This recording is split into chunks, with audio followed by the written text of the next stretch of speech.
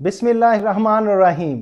Economy का student होते हुए मैं एक चीज़ से बड़ा वरीड था कि जो नॉन रेजिडेंट पाकिस्तानी हैं या ओवरसीज़ पाकिस्तानी अपने फॉरेन रेमिटेंसीज पाकिस्तान में नहीं भेज रहे थे। उसकी वजह क्या थी?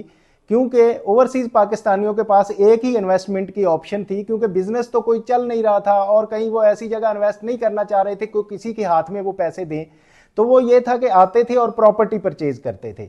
वो प्रॉपर्टी जो परचेज करते थे वो उनके जब रिटायर्ड होके आते थे इस काम आती थी कि वो बच्चों की शादियां कर लेते थे या फिर अपना घर बनाते थे और उसको उनके पास एक हैंडसम सेविंग होती थी।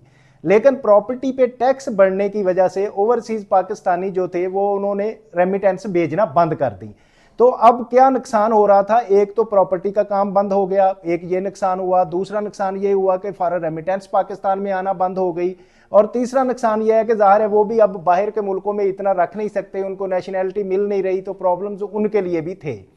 तो अब 25 दिसंबर को एक क्लैरिफिकेशन इशू हुई है जिसमें खुशखबरी है ओवरसीज पाकिस्तानी के लिए, प्रॉपर्टी का काम करने वालों के लिए और पाकिस्तान के लिए, कि अब जिनके पास नाइकोप या पाकिस्तान ओरिजिन कार्ड होगा उसको प्रॉपर्टी को बेचने के लिए 236C का टैक्स नहीं देना पड़ेगा और प्रॉपर्टी खरीदने के लिए 236K का टैक्स नहीं देना पड़ेगा। इसमें उनके लिए एक मार्जिन भी होगा लोकल से कि वो उनको सस्ती पड़ रही होगी जो एक रेजिडेंट पाकिस्तानी जितने में खरीद रहा होगा।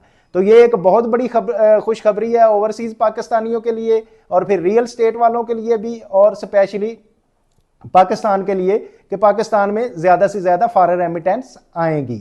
तो इसमें थोड़ी सी बस एक प्रॉब्लम हर्डल है कि आपने वो चीफ कमिश्नर को अप्लाई करना है कि अपना वो चीज़ें लगाने के बाद, अपने नाइकोप और पीओएस कार्ड लगाने के बाद, तो अगर वो वेरीफाई उनका, बल्कि इस क्लैरिफिकेशन में चीफ कमिश्नर्स को भी डायरेक्ट किया गया कि आपने उसको जल्दी वेरीफाई करना है ताकि वो प्रॉपर्टी जल्दी खरीद लें।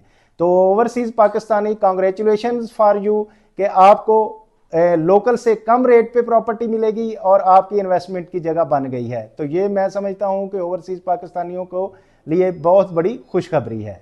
वस्सलाम।